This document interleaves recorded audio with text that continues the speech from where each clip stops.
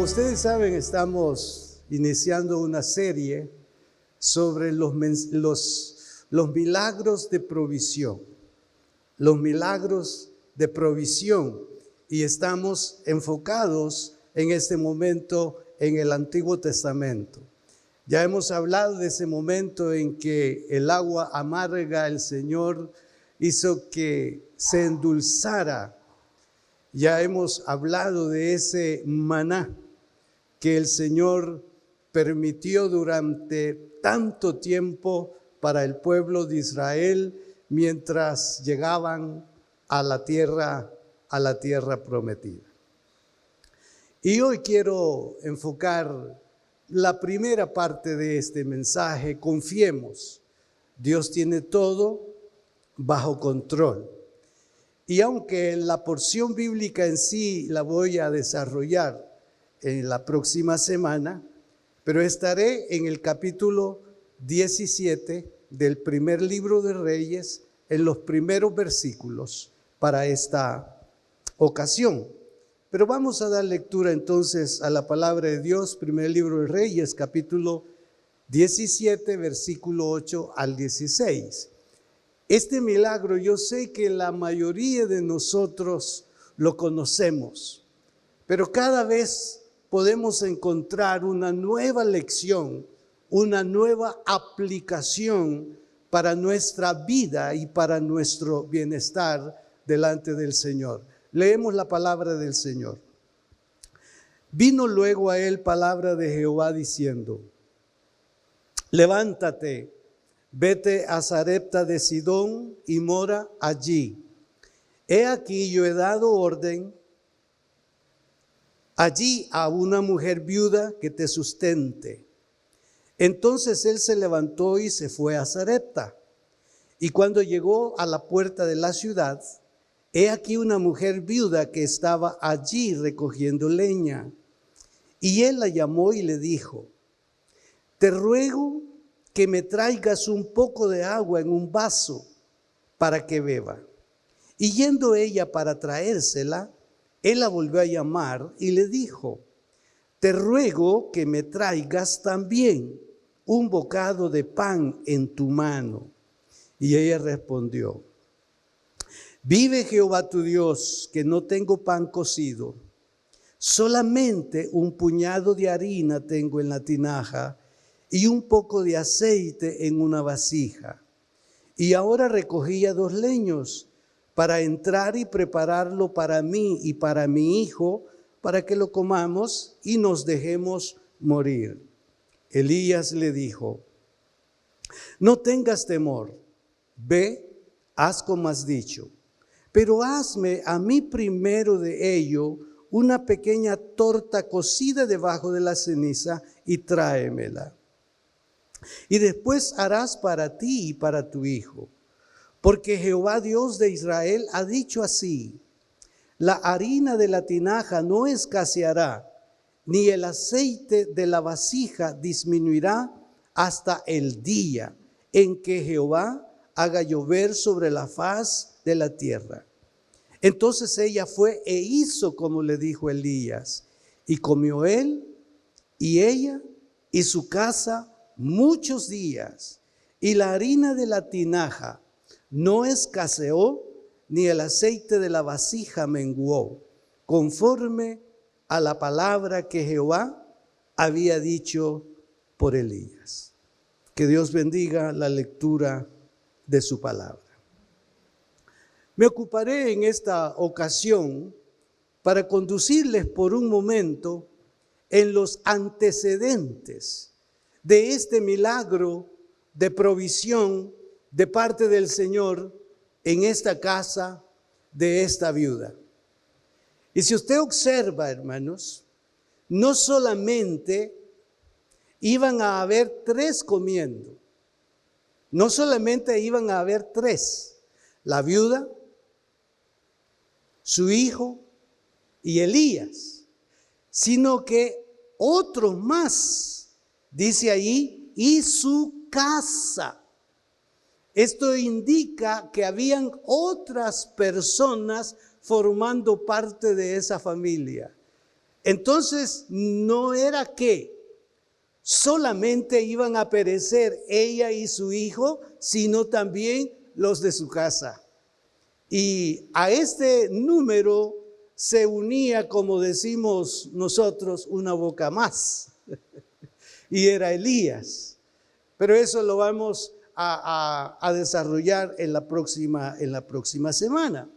Entonces los antecedentes de este milagro es que en un momento de crisis espiritual en el pueblo de Israel, apareció este personaje llamado Elías, una persona desconocida, una persona que se piensa que no era israelita, que era una persona gentil, desconocido totalmente por el pueblo de Israel y más en este caso por el rey de Israel y su esposa, el rey Acab y su esposa Jezabel.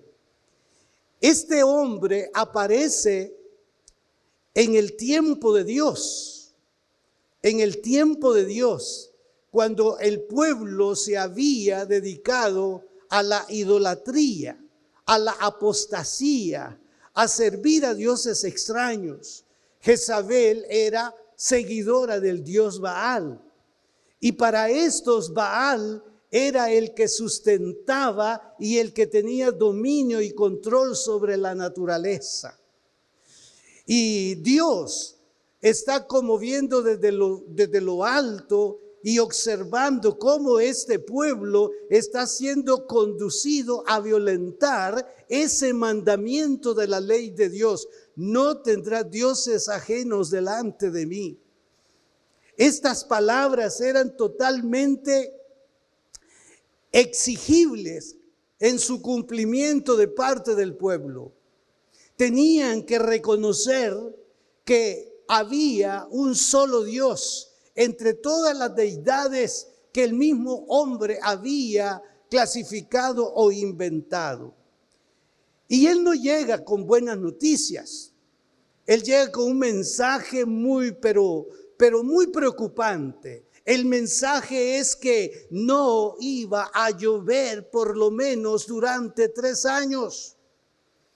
Y ya pueden ustedes imaginarse una tierra eminentemente agrícola, una sociedad que vivía de la agricultura. Ahora ellos tenían que verse en crisis porque la agricultura se abastece de la lluvia. Si no hay lluvia, hay escasez de alimentos. Y de alguna manera en nuestros tiempos eso se ha podido observar. Entonces este mensaje de un extraño no es un mensaje tan digerible, no es un mensaje apetecible. Y también no es un mensaje que se podía abrazar de un desconocido.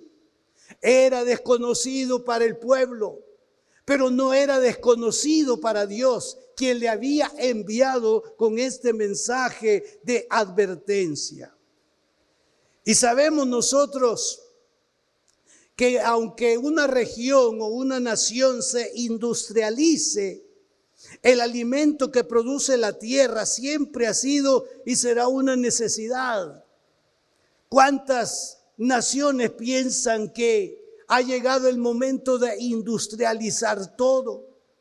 Y yo recuerdo hace unos años un presidente aquí en el país dijo que no se iba a atender en mayor medida a la agricultura, sino que en su gobierno se iba a industrializar a El Salvador.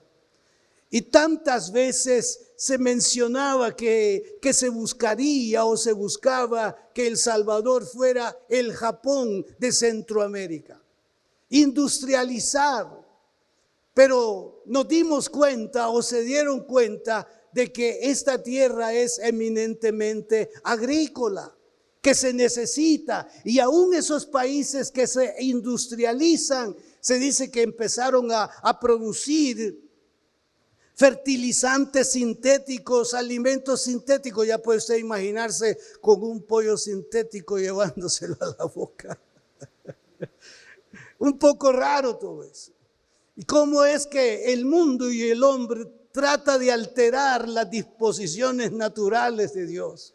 Seguimos insistiendo que la agricultura es algo vital y algo importante en cualquier nación, en cualquier país. Entonces, cuando hay escasez de lluvia, de agua, es una preocupación.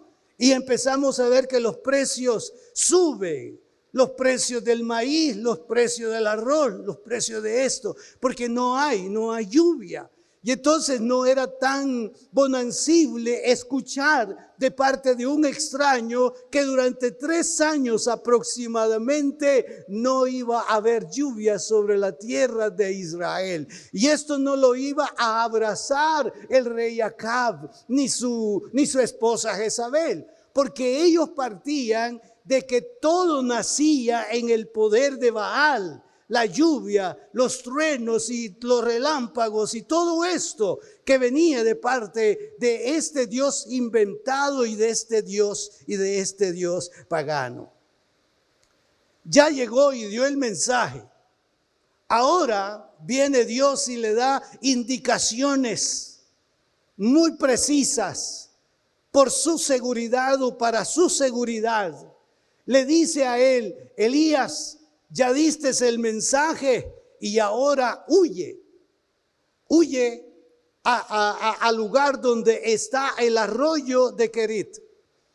Es en un espacio gentil, es en un espacio donde todavía hay allí algunas corrientes de agua que están alimentando el arroyo. Algunos sugieren que venía esa agua del Líbano y descendía y enriquecía el arroyo de Querit. Entonces viene Dios y dice: no va a haber lluvia aquí y las condiciones no estarán favorables para ti. Así que levántate y huye al arroyo de Querit y ahí quédate. Se sugiere que por lo menos 2 años y medio o 3, él estuvo bebiendo de ese arroyo. Mientras en Israel no iba a haber lluvia y la gente estaría sufriendo a causa de ello, el Señor le está asegurando agua durante ese tiempo de sequía al profeta Elías. Esto nos lleva a pensar, hermanos, de que Dios tiene control de todo. Él puede cesar como Él puede aperturar. Él puede decir: esto no va a suceder aquí, pero va a suceder allá. Aquí nadie va a poder tener acceso al agua de la manera esperada, pero yo me ocuparé para que tú tengas agua y tengas agua suficiente el tiempo requerido.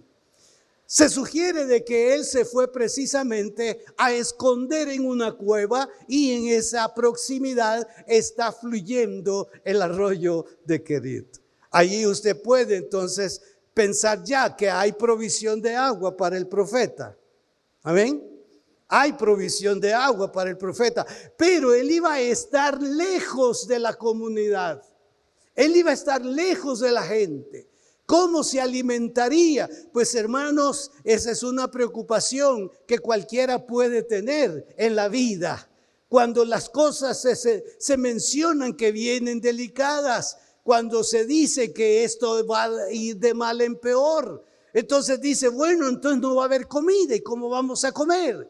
Y eso podía ser como una pregunta en Elías, pero antes quizás de estarse preguntando, era de obedecer a las disposiciones que Dios le estaba designando que escuchara, que hiciera. Entonces fue y se esconde en el arroyo de Querit, pero no solamente iba a vivir tomando agua, necesitaba algo sólido, necesitaba comida. Entonces escuchen lo que dice la Biblia: beberás del arroyo y yo he mandado a los cuervos que te den allí de comer. O sea que agua y comida tendría. Yo he dado orden a los cuervos para que te alimenten. Y escuche lo que dice la palabra del Señor en el versículo 6. Y los cuervos le traían pan y carne por la mañana, y pan y carne por la tarde, y bebía del arroyo. Sorprendente, hermano. Sorprendente, hermano. Todo bajo control de parte de Dios. Pero aquí usted tiene que observar lo siguiente. Cuando Dios habla y cuando Dios dispone, ninguno debe de discutir lo que ya Él ha hablado y Él ya ha dispuesto. No debemos de discutir cuando ya Él ha dicho, esto se va a hacer de esta manera. Sí, pero mis ojos no ven y voy a trasladarme de este lugar a ese espacio. Posiblemente Elías tenía algún conocimiento de esa parte geográfica, o quizá no. Pero el Señor le dijo, vete al arroyo de Querit. Allí no había, hermano, un mapa o como se usa hoy en lo digital para decir voy a sacar mi móvil para ver en qué parte se encuentra. No, eso no existía. Simplemente el Señor le dice, agarra tu albarda, como dicen, y ve de camino y tienes que llegar al arroyo de Querit y allí vas a estar y allí llegarán los cuervos para darte alimento. Buscando esto de los cuervos, sí, hace tiempo yo leí esto que me parece que puede ser aceptable. ¿Cómo es que estos podían llevar carne y pan? Ellos no podían cocinar. ¿Y cómo es que iban a poder tener acceso a eso?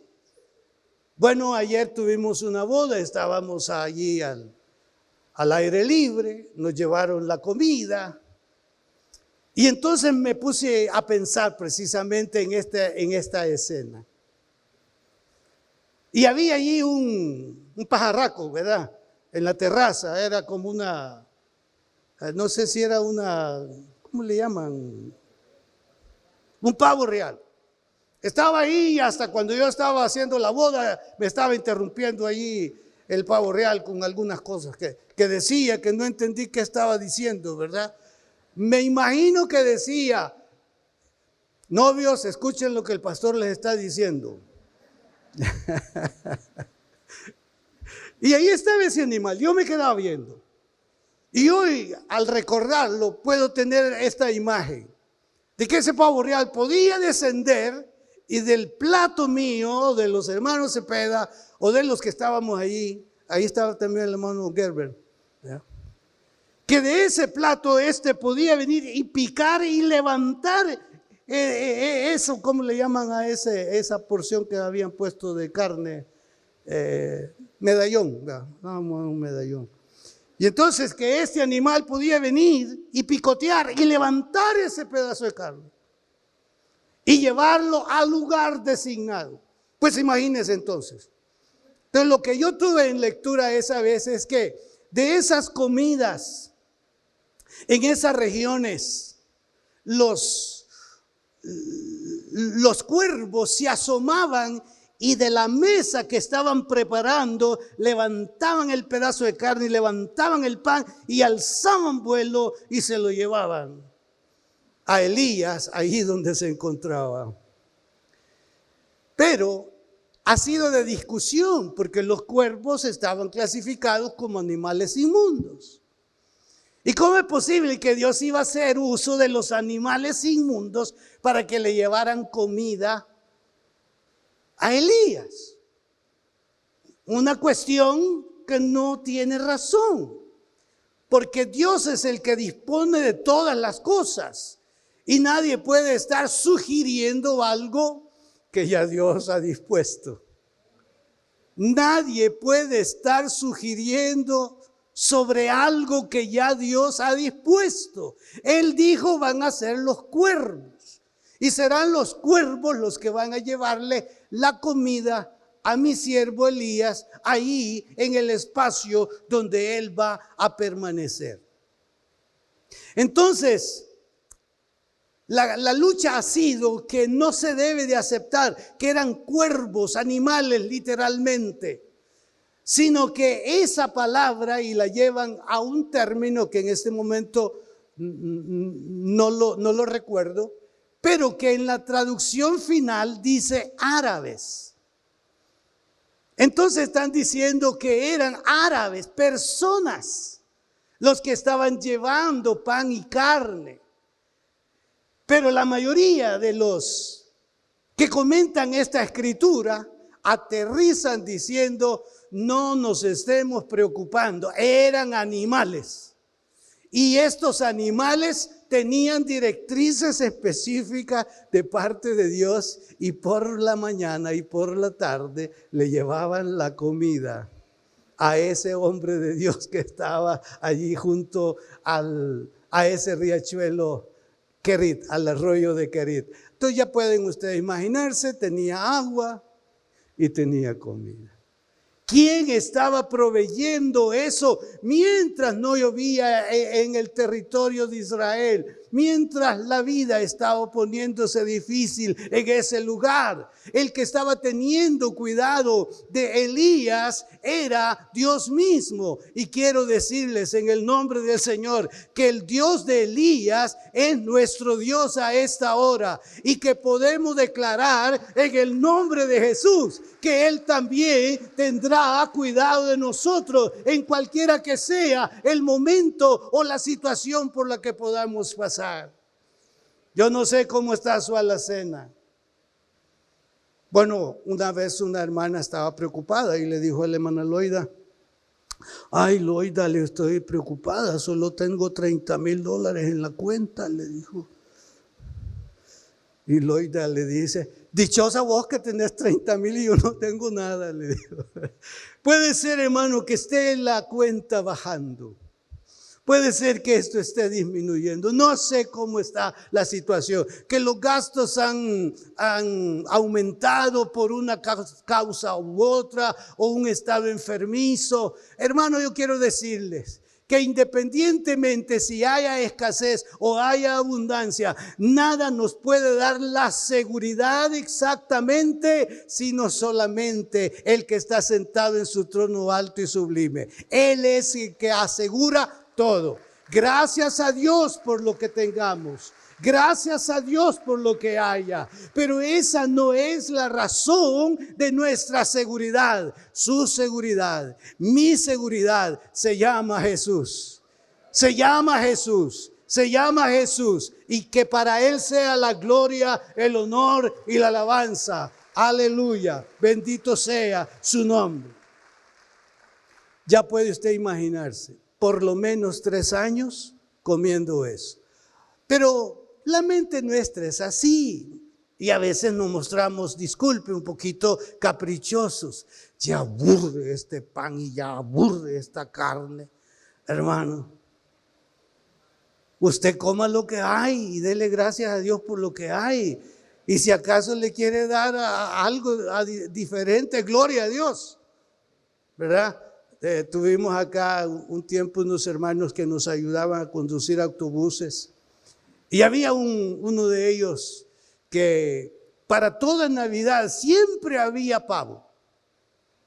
Y él estaba preocupado, lo supimos esa noche, que estaba preocupado porque no había pavo. O sea, él tenía su hogar, su esposa, sus 2 hijas. Y su mamá le había acostumbrado que todas las Navidades había pavo, pero que ahora él no visualizaba el poder tener pavo ese día.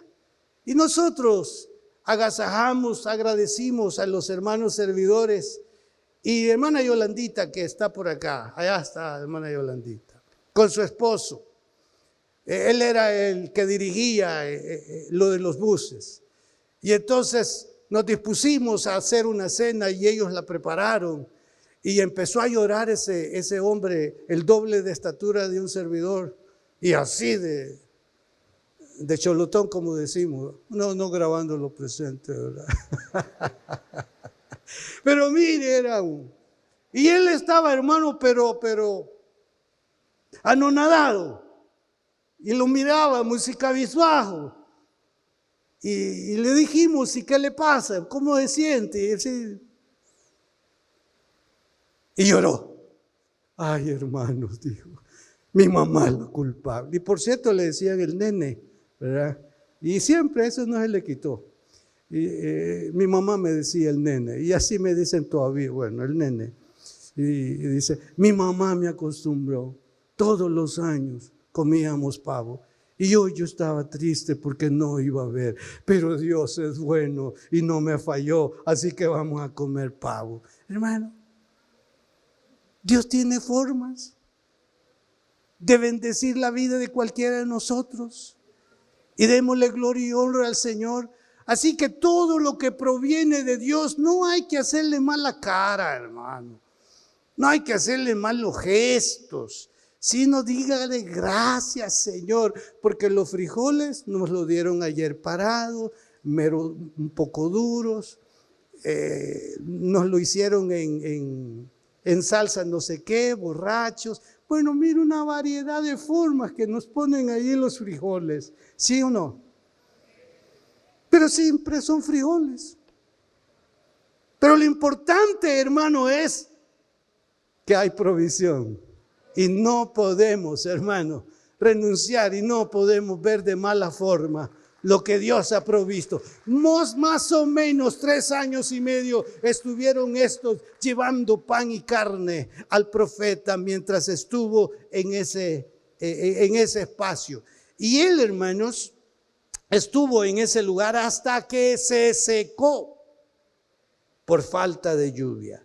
Pero mientras tanto, Dios permitió que en ese arroyo, durante ese periodo de tiempo, hubiera agua para él. Aunque parezca extraño, como dije ya, que aves inmundas alimentaran a Elías y el arroyo se secara, Dios estaba obrando el milagro para sostener a su profeta.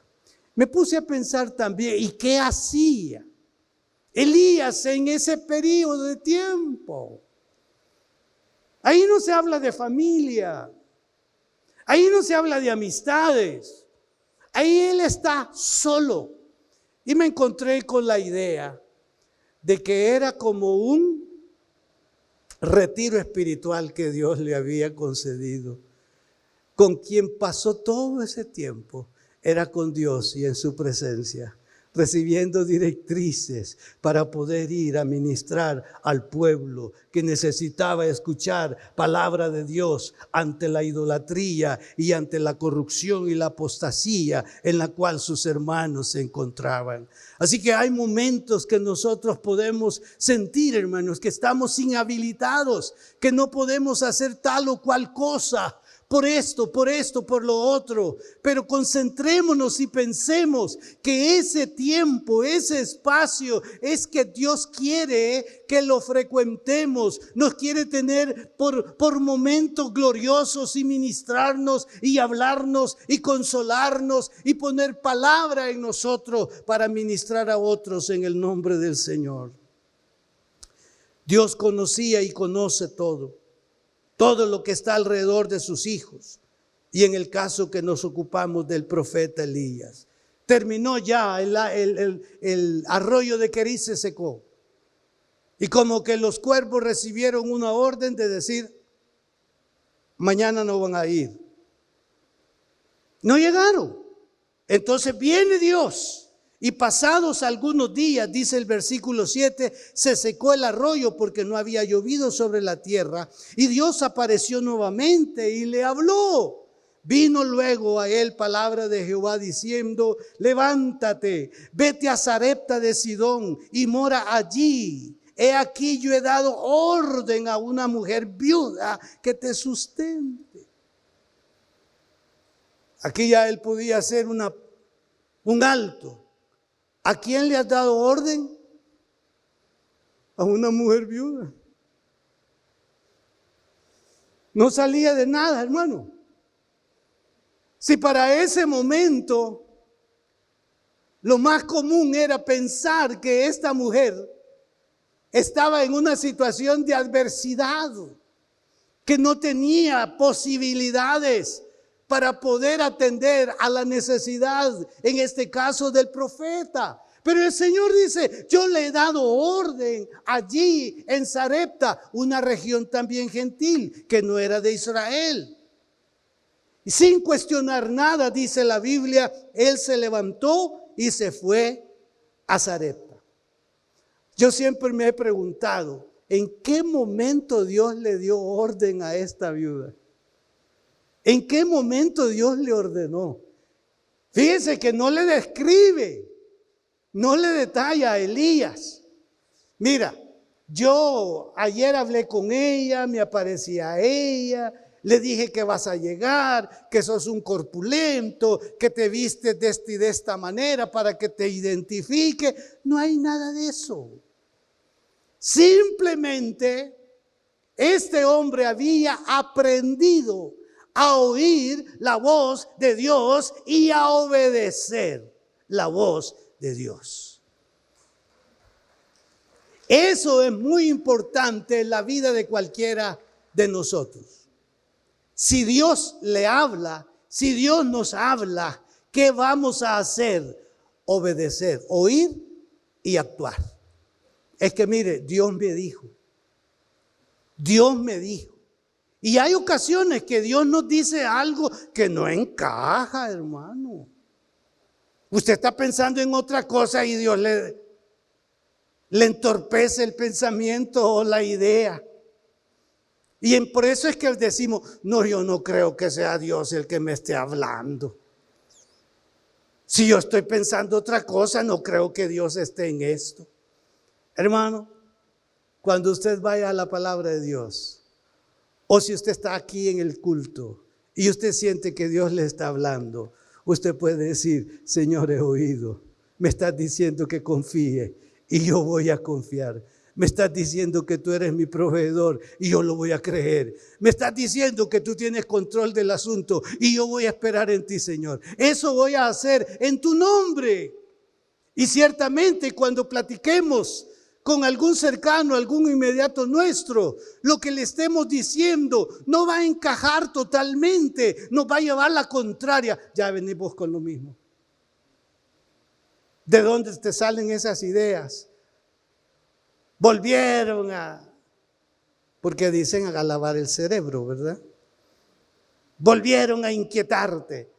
Usar la lógica. Mirá, los tiempos son así. Solamente ustedes son los que hablan de esta manera. Hermano, si nuestro lenguaje es a la manera de Dios, sigamos hablando así. Porque esa es la manera de Dios. Y si es a la manera de Dios, Dios es fiel a su manera de hablar. Dios es fiel a su manera de disponer. Dios es fiel. Y si lo hizo ayer con usted, puede volverlo a hacer una y otra vez. Porque a Él le place honrar a los que le honran. A Él le place bendecir a los que escuchan su voz. A los que no cuestionan, a los que no razonan, a los que dicen, he oído tu palabra y temí, he oído tu palabra y lo voy a hacer. Una mujer viuda. No hay una descripción de cómo es que le ordenó, sobre qué le había ordenado. Bueno, orden de que lo alimente. Y aquí está, escúchenla sobre la actitud de Elías. Entonces él se levantó y se fue a Sarepta. Ya no hay agua en el arroyo de Querit. Ya no se ven volando los cuervos. Significa que este pozo ya cesó y que ahora apareció nuevamente el Señor dando instrucción y no queda otra cosa más que levantarse e irse al lugar que el Señor está diciendo. Con lo que hasta este momento les he comentado. Ya tenemos bastante claridad sobre la dicha que todo creyente tiene, como es el de inspirarse en hechos como este y desarrollar fe y confianza en el Dios del pueblo de Israel, el Dios de los profetas, y es el Dios nuestro, el Dios de su iglesia, como el que provee para cualquiera que sea la necesidad por la que se esté pasando, y conscientes de que el mañana que visualizamos no es ajeno para Él. Si estamos pensando que vamos a dar un paso para un día más, ese día el Señor no lo ignora. El Señor sabe exactamente lo que usted y yo vamos a necesitar para ese día. Pero yo sé que nos preocupamos, entramos en ansiedad y estamos ahí diciendo: Señor, después de todo lo que yo he hecho por ti, mira cuál es mi estado ahora, mira cuál es mi condición ahora. Y el Señor dice: hijo, yo mejor que nadie conozco tu realidad y tu condición. Solamente sigue creyendo y confiando en mí. Yo tengo todo bajo control. Yo tengo todo bajo control. Yo tengo todo bajo control. Si te doy el mañana y vendrá acompañado con lo mínimo que tú esperas o con lo mayor que yo tengo previsto para ti. Entonces, la condición para la provisión está dada. Vete al arroyo de Querit, he ordenado a los cuervos, vete allá a Sarepta, le he dado órdenes a esta mujer para que te dé alimento. Entonces las condiciones están dadas. Hay una necesidad. Dios sabe que hay una necesidad y Él está anteponiéndose a esa necesidad. Y en un mundo moderno como el de hoy, podríamos pensar que eso de fe como que no funciona. Como que eso de fe no es para este tiempo. Quiero decirles, hermanos, que el creer en Dios y esperar en Dios fue necesario ayer, es necesario hoy y será necesario mañana. Será necesario mañana. Y me agradaría que usted dijera: Señor, esta mañana te necesito. Y si me das el día de mañana, te necesitaré también mañana. Y en ti voy a esperar, y en ti voy a esperar, y en ti voy a esperar. La dirección hacia donde dirigirnos se nos ha dado. Permítame esta lectura. Mira, yo he puesto delante de ti hoy la vida y el bien, la muerte y el mal. Porque yo te mando hoy que ames a Jehová tu Dios, que andes en sus caminos y guardes sus mandamientos, sus estatutos y sus decretos, para que vivas y seas multiplicado. Y Jehová tu Dios te bendiga en la tierra a la cual entras para tomar posesión de ella. Mas si tu corazón se apartare y no oyeres, y te dejares extraviar, y te inclinares a dioses ajenos y les sirvieres, yo os protesto hoy que de cierto pereceréis. No prolongaréis vuestros días sobre la tierra donde vais, pasando el Jordán para entrar en posesión de ella. Las condiciones están dadas. Las directrices están dadas. Aquí queda en usted y en mí si hacemos lo que Dios pide que hagamos.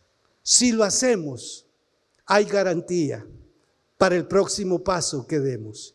Si no lo hacemos, nada está garantizado. Sí podemos mantenernos en lo que se llama la gracia común. La gracia común, como un ejemplo, la lluvia cae sobre justos e injustos. Esa se llama gracia común.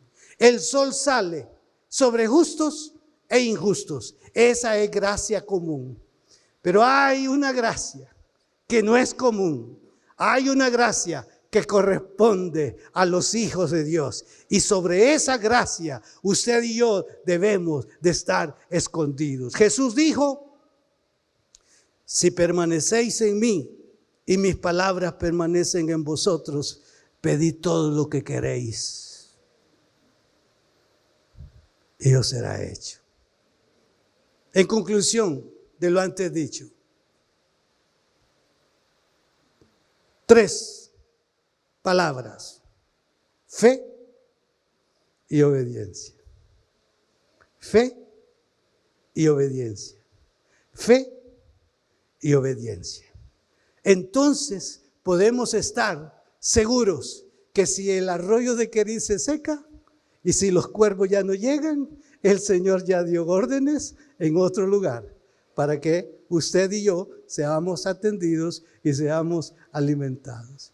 Confesamos que Jehová es bueno, fortalece en el día de la angustia y conoce a los que en Él confían. Muchas gracias por haber estado siguiéndonos en las diferentes plataformas digitales donde transmitimos. Ha sido un precioso momento el servicio que hemos celebrado delante del Señor, edificando la vida de cada uno de nosotros. Y este es un momento muy importante. Deseo invitarles a que abran su corazón y reciban al Señor Jesucristo como su único y suficiente Salvador personal. Si está de acuerdo con hacerlo, repita esta oración después de mí. Señor, te entrego mi vida a esta hora.